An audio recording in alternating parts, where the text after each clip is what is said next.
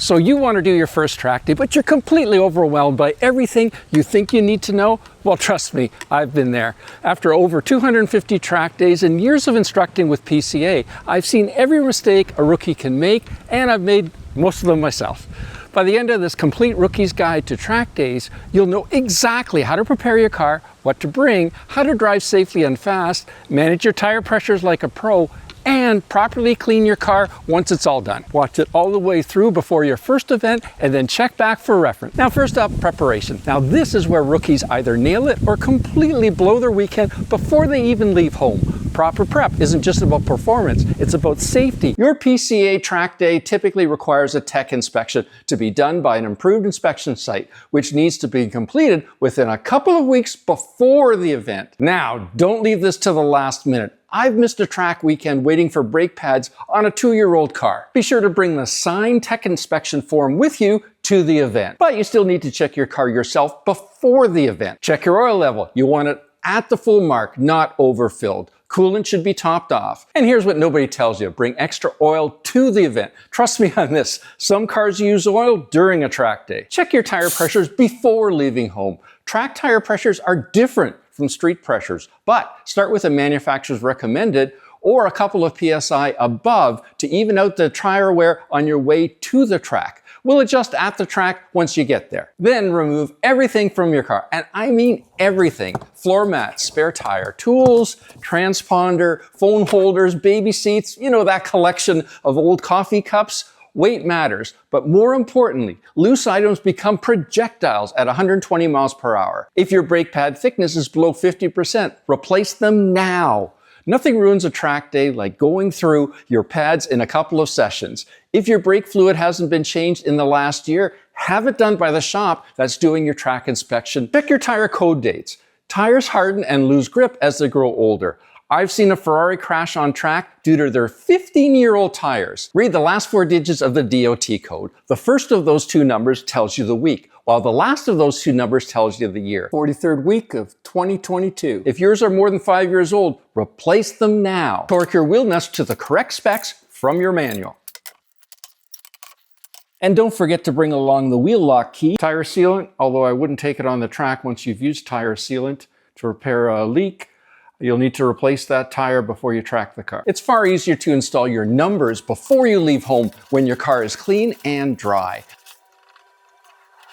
I get a company who does vehicle lettering to print these up for me in advance. Install your tow hook by carefully removing the bumper plug. Put it away somewhere safe at home. Then screw in the front tow hook. By the way, some of those tow hooks are left-hand thread, some are right-hand thread, so check yours. All windows need to be cleaned inside and out perfectly. Apply Rain-X to the outside to keep them clear if it rains. Vision is critical during a track day. Let's start with what will literally save your life, and that is your helmet. It needs to be Snell certified, SA rated, not M rated. Check the date code inside the helmet. Most tracks won't accept helmets older than 10 years from the certification date inside the helmet. Be prepared to show the sticker at the event tech inspection. Now, I prefer a full face helmet because if the airbags go off, I don't want to be punched in the face. Although it's optional, I use the Simpson Hybrid neck restraint. If something really awful happens, it will minimize the likelihood of me getting a neck injury. Get a proper fire extinguisher installed. Minimum 1 kilogram with a metal-to-metal mount. Now, make sure it's mounted properly so it can be reached easily from the driver's seat. Be sure that all your paperwork is completed with a signed tech form. You've got your driver's license, PCA membership card, and your driver's logbook if your group uses one. No exceptions. Forget one of those, you're going home. Clothing is where people mess things up. Everything should be natural fibers, cotton, wool, no synthetics. You don't want synthetics like polyester because they don't breathe and they'll actually melt through your skin if there's a fire. Long pants, long sleeves, closed-toed, thin-soled shoes work best. So I prefer these Polytes, but any kind of shoes that have a very thin sole because you need to be able to feel the brake pedal and the gas pedal through those soles. Now, some groups allow shorts and short sleeve shirts, but no sandals, no exceptions.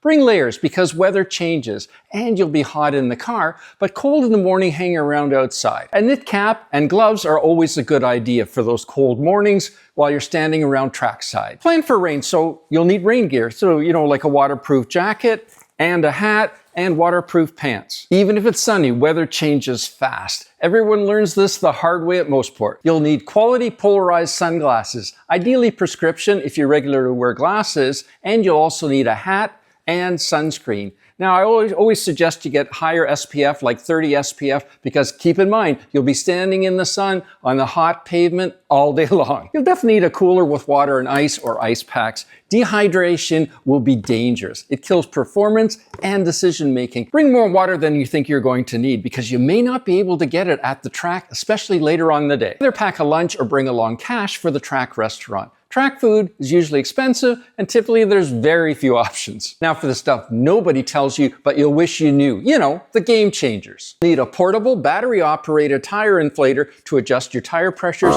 numerous times throughout the day. And it's definitely needed to reinflate those tires before driving home at the end of the day. And of course a tire pressure gauge to check those settings and make sure they're accurate. A charging block for jump starting your car in case your battery decides to let you down, and you can also use it to charge your phone.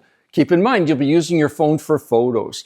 Dead phone equals no photos of, well, probably your best day of the year. Make sure you bring along that torque wrench for your lug nuts. You need to make sure that they're torqued to the correct spec for your car before the first session of every day. It's the right size socket for your car. Wheels falling off is bad news for everyone. You'll need paper towels for checking the oil, wiping your hands, but not for cleaning your windshield. We'll talk about that later.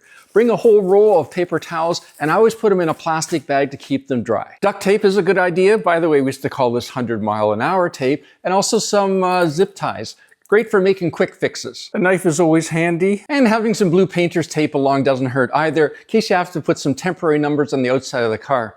Mind you, this blue probably wouldn't work too well on my car. I bring a small kid's tent to put my stuff in at the track, to keep it dry if it rains, but also to keep it a little bit more secure while I'm on track by being out of sight. Now, I learned this from a guy who had his stuff soaked at Mont Tremblant while he was out on the track. An oversized umbrella is also a great idea, not just for rain, but also for shade when you're working on your car. Folding chair is critical as you'll be waiting around between sessions. Your back will definitely thank you for that. And keep the chair as compact and as small as possible. These cars have super small trunks. And let's not forget some glass cleaner and 3 kinds of microfiber towels: regular fluffy microfiber towel, glass cleaning microfiber towel, and waffle weave. Bugs die hard on windshields at 120 miles per hour, and microfiber towels work much better than paper towels for windshield cleaning. Bring your reading glasses if you need them, and a case for your regular glasses to keep them safe. Gloves are optional, but they're helpful for handling hot parts and on those super cold mornings. I definitely encourage you to bring a watch so you know when to be ready for your next session. Sure, your cell phone has a clock on it, but you know, it might die. Keep your paperwork and essentials from your car in one place. I like to have a zippered bag that I use to empty all the important stuff from my glove box into when I arrive at the track, to keep it all together to refill that glove box on the way home. I just use this old helmet bag. I like to pack my gear in these soft, zippered cargo bags. Pack the night before. You'll be tired, excited, and rushing in the morning. Set out your clothes, check your gear, fuel up your car. Now, here's the most important tip that saved my track weekends too many times to count. Make a simple checklist on your phone. Yep, I still use one after 250 track days. It's not about being obsessive, it's about not driving 3 hours to find out you forgot your helmet. Now that your car is prepped and you've got your gear sorted, let's talk about the actual track day experience. These 33 tips aren't just basic tips. They include the insider secrets that experienced drivers wish they'd known when starting out. Pay special attention to the safety tips at the beginning and those pro tips toward the end. If you've never been to this track before, watch YouTube videos, check it out on a racing simulator, or participate in a track walk. Knowing the basic layout before you arrive saves precious track time. Arrive early and have your paperwork ready and complete your on-site registration as soon as you arrive. Check and retorque your wheels to spec before going to the tech line. Losing a wheel at track is a disaster for everyone. Remove everything from your car, and I suggest you store it in a small tent that you brought with you on site. Make sure your numbers are on your car, grab your tech inspection form, and head over to the tech line. Find and introduce yourself to your instructor and tell them your experience level honestly. They're here to help you improve, not judge you. Confirm where you'll meet before each session. Adjust your outside mirrors so you see virtually none of your rear quarter panels. Adjust your seat. Sit closer than you think you need to. Recline your seat slightly to make room for your helmet. Your arms should have a 90-degree bend when holding the steering wheel at 9 and 3. Wrong seating position significantly reduces control and increases fatigue. Pay attention during the driver's meeting. It isn't a formality, it's mandatory and provides critical safety information. Listen carefully to what each flag means, whether this group uses hand signals or directional signals for passing, and where the passing zones actually are. Every organization has slightly different procedures. Use your first session out to learn the track layout, find apex and brake zone markers, and understand corner entry points. Speed comes naturally once you know where you're going. On your very first lap out, drive slowly and note where each corner worker station is located. These are your safety lifelines. Knowing where they are helps you spot flags quickly and understand which section of the track they're monitoring. Now, road driving doesn't prepare you for track braking distances at speed. Start braking earlier than you feel natural. You can always brake later as you improve. But coming in too hot teaches you nothing. Keep in mind that your car follows your eyes. Look through the corner to the exit and when possible beyond, not at the apex or the wall. This single tip will improve your line and confidence more than any other technique. Smooth inputs beat aggressive inputs like jerky steering, sudden braking, and abrupt throttle changes, which will just upset the car's balance. Think of every input as gradual and deliberate. Smooth is fast. Rough and aggressive is actually slower. You'll want to learn the racing line gradually. Don't try to hit the perfect racing line immediately. Start by taking corners slightly wide and gradually work toward the optimal line as you build confidence. Be sure to monitor your tire pressures. Hot tires on track gain 4 to 6 psi from cold. On hot days, start with pressures 4 to 5 psi lower than normal street driving. Check and adjust between sessions. Wrong pressures will kill grip and accelerate that tire wear. Only pass in designated passing zones and only when given a point by from the car ahead. Never pass under braking or in corners. After each session, drive one lap to cool your brakes and tires gradually. Going straight to the pits with hot brakes can cause warping. Think of it as a mechanical cool down. If your car has heated leather seats, turn them on before your session on a cool morning. The heat softens the leather, making it grippier and helping holding you in place during cornering. Identify the blend line on the track early because that's what's used to manage traffic entering a hot track. Make sure you never cross it while already on or when entering the track. Track driving is physically demanding, so start hydrating 24 hours before the event. Bring water and electrolyte drinks and drink regularly between sessions. Dehydration kills concentration and reaction time. Don't stop on the throttle at corner exit. Apply power progressively as you unwind the steering wheel. This prevents wheel spin and maintains traction through the exit. Don't let ego prevent you from taking instruction from your instructor. Even experienced instructors benefit from an outside perspective. Ask questions and implement that feedback immediately. Now, before we get to the rest of the pro tips, if the tips in this video have helped you prepare for your first track day, smash that subscribe button. You need to understand that weight transfer controls everything. Understand how braking shifts weight forward, loading up the front tires for grippier turn-in, while acceleration shifts weight to the back, increasing the traction, ideally in a straight line. Now, you need to focus on consistency over outright speed. Your instructor will appreciate consistency far more than outright speed. Consistency indicates real improvement. Keep in mind that track driving uses much more fuel than highway driving. The faster you go, the more gas you'll use. So start with a full tank and check your gas gauge after each session. Refuel midday, since the gas pumps at the track typically close quite early. Running out of gas on track is embarrassing, and it can be potentially dangerous. You need to learn how to recognize brake fade symptoms. It feels like a spongy pedal, longer stopping distances, or pulling to one side. When you feel it, come in immediately. Continuing on faded brakes is downright dangerous and can be very expensive. Learn how to read tire wear patterns. Excessive outer edge wear means too much camber or underinflation. Center wear indicates overinflation. Inner edge wear suggests alignment issues. Reading your tires tells you exactly what your car needs. Now, hot days require different starting pressures than cool days. Same for dry or wet days. Track surface temperature affects tire pressure more than air temperature. Check and adjust throughout the day as conditions change.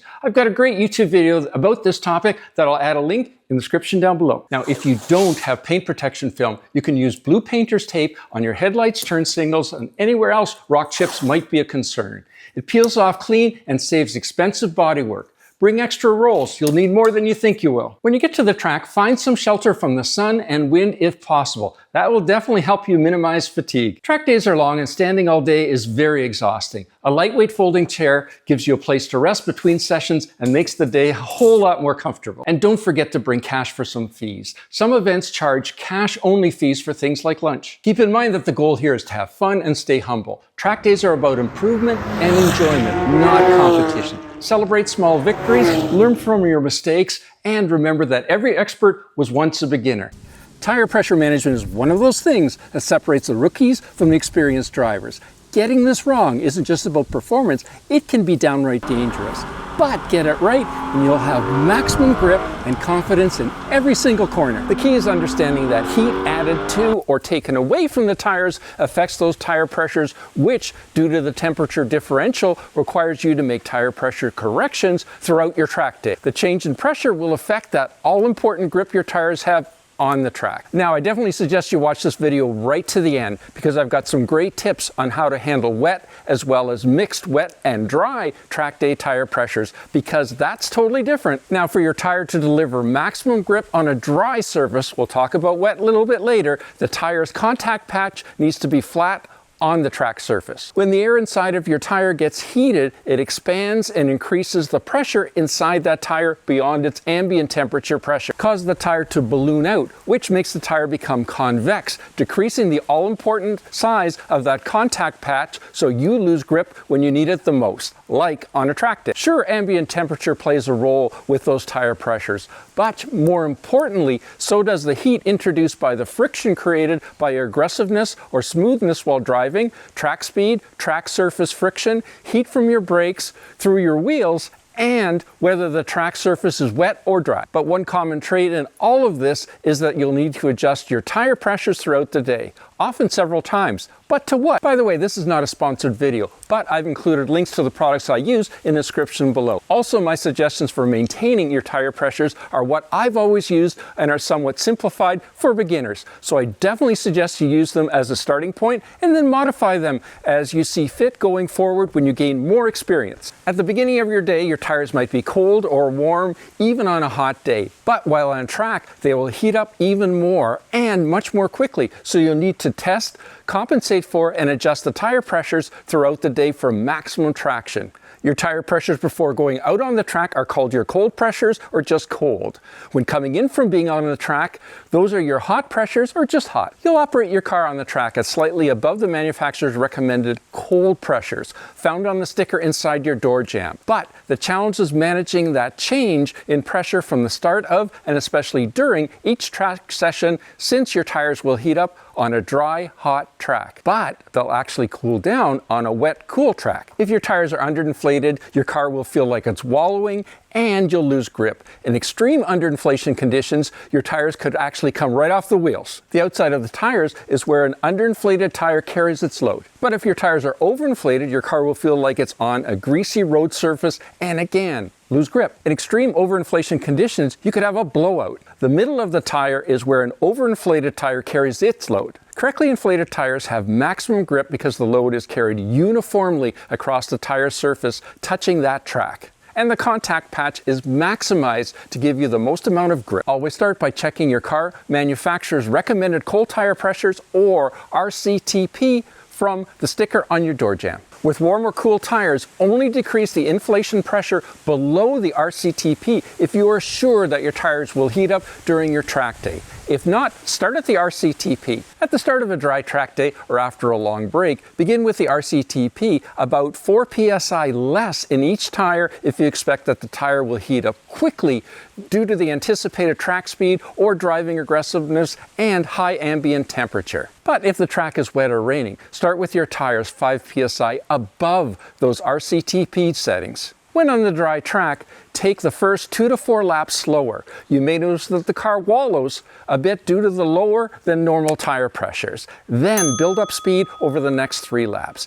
As you build up speed, the air inside the tire gets hotter, causing the tire to expand due to the increase in tire pressure within that tire. You'll notice that the wallowing will go away. If the track is wet, follow typical wet track driving recommendations. In other words, drive very smoothly throughout your session. When you come in after the first session, check your tire pressures immediately. For a dry track, drop the pressures back to 2 psi above the RCTP. For a wet or very cool track, you probably won't need to change the hot tire pressures because you'll come in at the same pressures as when you went out. After every session, you need to test the tire pressures again because the heat in the tire and the pressure will keep climbing on a hot day or drop if the weather suddenly cools off or it starts to rain. So again, for a dry track, drop the pressure back to 2 psi above RCTP. For a wet or very cool track, you probably won't need to change the hot tire pressures at all because you'll come in at the same pressures as when you went out.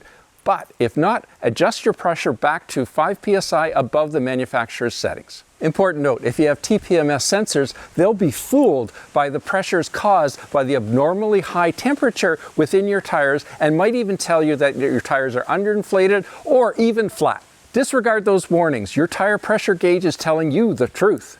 At the end of the day, you'll need to overinflate your tires for the drive home because as your tires slowly cool to ambient temperature, during your drive home, the pressure will drop. If you don't compensate for that drop, you run the risk of damaging your tires and your wheels on your way home from the track from becoming underinflated. Also, this will help to offset some of the outside edge wear from cornering on the track by promoting more tire wear in the middle of your tire. Now for a wet track, you need to increase your tire pressures 5 psi above the RCTP, and that's because to reduce the chance of hydroplaning, which occurs when the water surface on the track actually lifts the tire off the track. By increasing the pressure in that tire, again, it balloons out somewhat, so it decreases the size of that contact patch, making it narrower and shorter. And it also helps keep the grooves in the tire open so it can channel that water away. So these are the settings that I would use for this car. If the track was dry and warm or hot, I'd drop the tire pressures before the first session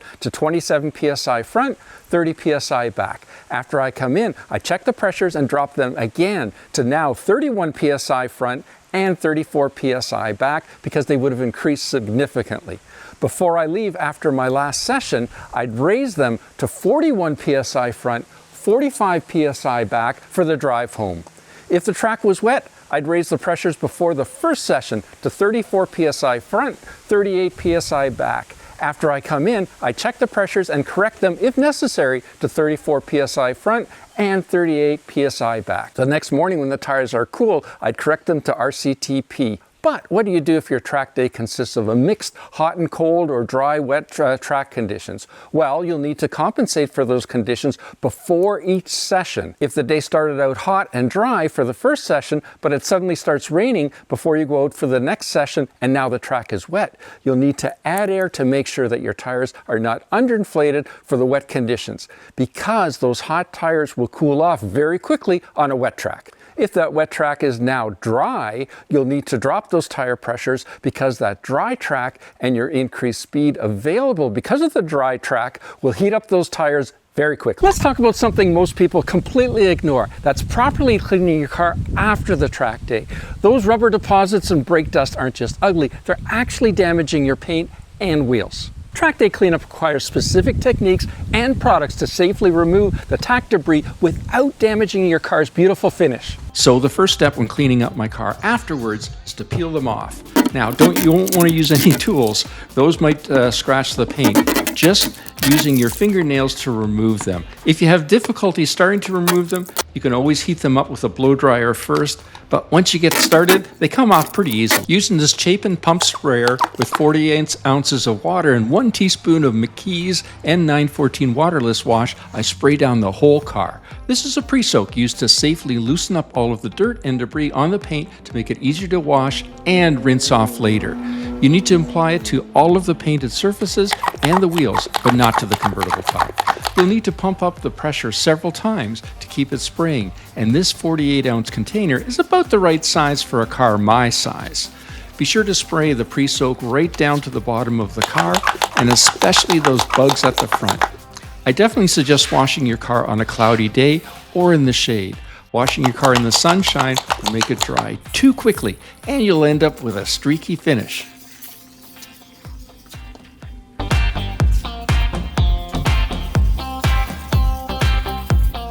Let the pre-soak dwell on all surfaces for 10 minutes to really loosen up that dirt.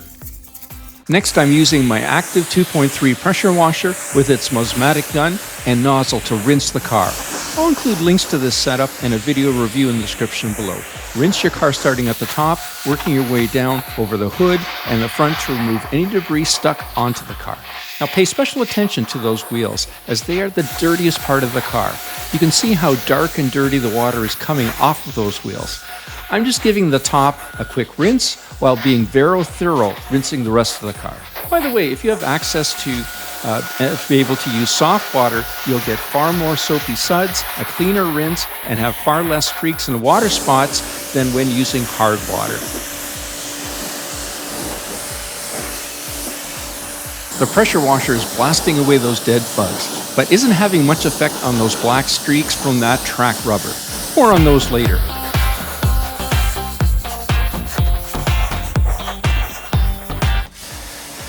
When rinsing the wheels, you'll find chunks of tire rubber stuck to them.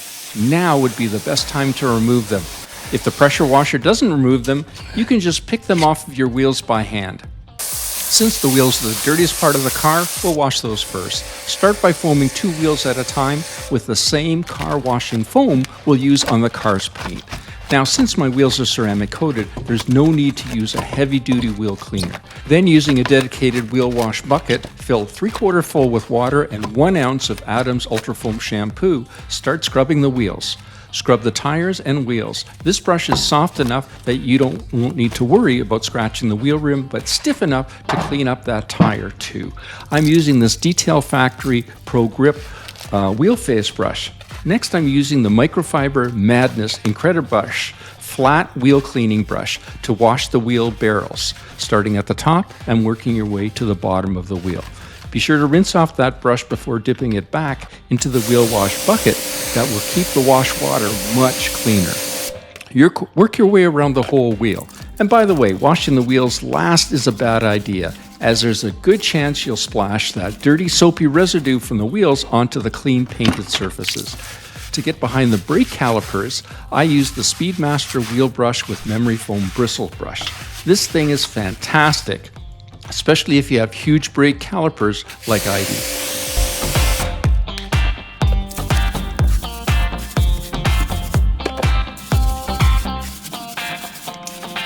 Next up is this large Detail Factory Boar hair detailing brush for the lug nuts and the brake calipers.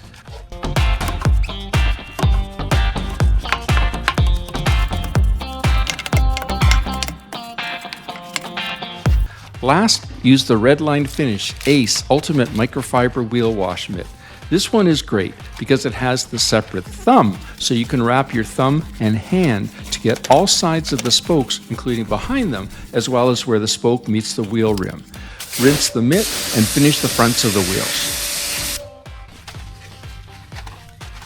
Rinse your wheels thoroughly with a strong spray to remove all of that soap. Always be careful when changing accessories to your pressure washer gun by first firing away from the car to make sure those nozzles are fully attached before pulling the trigger while pointed at the car. I'm foaming the car using Adams Ultra Foam shampoo. I've added 1.5 ounces to the foam cannon reservoir, which is about 2/3 full of hot water. Plenty for a fairly small car like mine. I'm using my MJJC foam cannon and started foaming the car from the top down, and yep, including the wheels around the whole car. Any soap that's left over in the foam cannon can be dumped into the dedicated car wash bucket once done, which is definitely not the same as your wheel bucket. Now the car washing bucket, I filled about half full of water, and I've added 2 ounces of Adams Ultra Foam car shampoo. I'm dunking this Gtechniq wash mitt into that bucket. Start at the top and work your way around the car, making sure you contact wash every inch of the whole car. Keep in mind that this is what is actually getting the car clean. After you've done a section, you can flip the mitt and use the other side. Then spray off the dirty foam from the wash mitt before dunking it back into that bucket. We're relying on the foam to create the lubrication for the contact wash with that wash mitt. Dip the wash mitt into the bucket several times during the contact wash process to fill it with fresh soapy water before proceeding to the next section of the body. Since the convertible top was just a little dusty, we don't need to contact wash the top. As you work your way around the car, be sure to first wash the top painted surfaces, then the middle, and lastly the bottom, all around the whole car. And by the way, both this bucket and the one I use for the wheels have grit guards at the bottom to keep the soapy water as clean as possible while you're washing your car.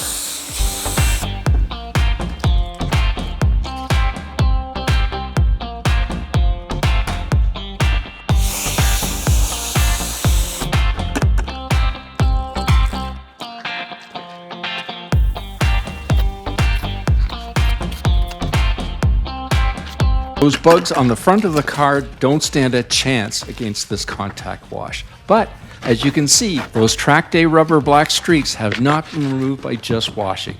I'll show you how to remove those from the paint and PPF a little bit later.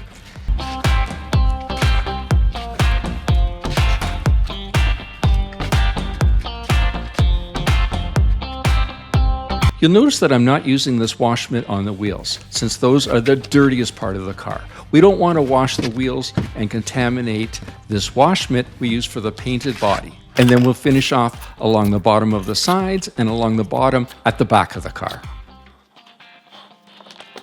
I've left the rear of the car to the very end because it often gets very dirty due to the aerodynamics of the car, especially that rear diffuser. Making sure that the rinsing nozzle is firmly fixed to the pressure washing gun, rinse the car starting at the top and working your way down. You need to make sure that all of the soap is washed off.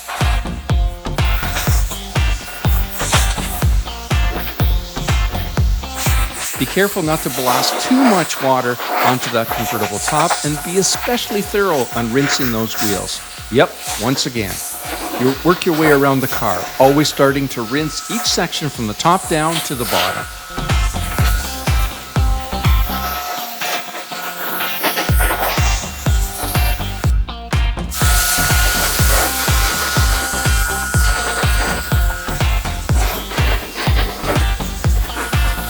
All of the bugs are finally removed from the front of that car.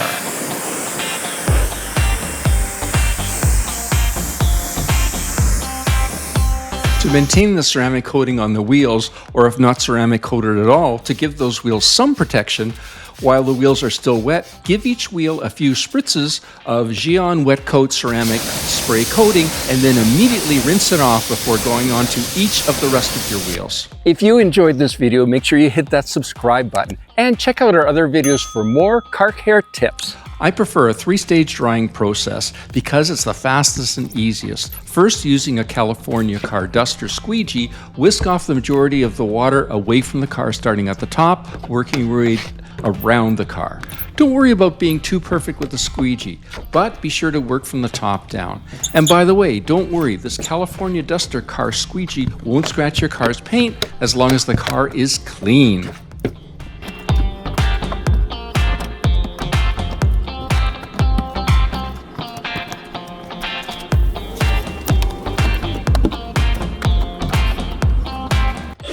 Next, use a blower like this Milwaukee dual battery to blow most of the water from the rest of the car, starting at the top, and you guessed it, working your way down.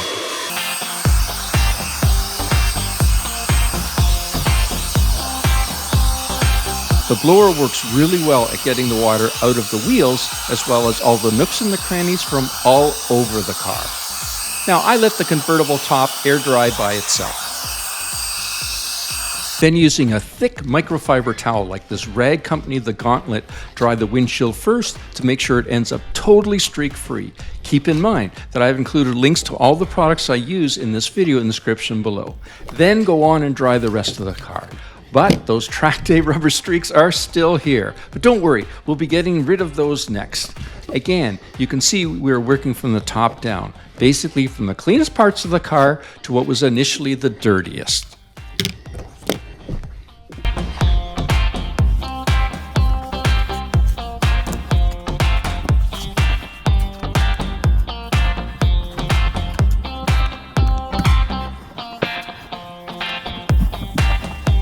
Next, take your car for a quick drive around the neighborhood using those brakes often to heat them up from the inside to fully dry those brake discs and keep them from rusting. Finally, I use Expel PPF Protection Film Cleaner to safely remove that track day rubber from the car, since the complete front of the car, including the fenders, are covered with PPF. Now, spray it onto a waffle weave microfiber towel away from the car, and then wipe back and forth, up and down, but don't apply too much pressure onto the PPF itself. You'll see the streaks slowly disappear. Work your way around the car, again working from the top down, using different clean parts of the towel each time you spray.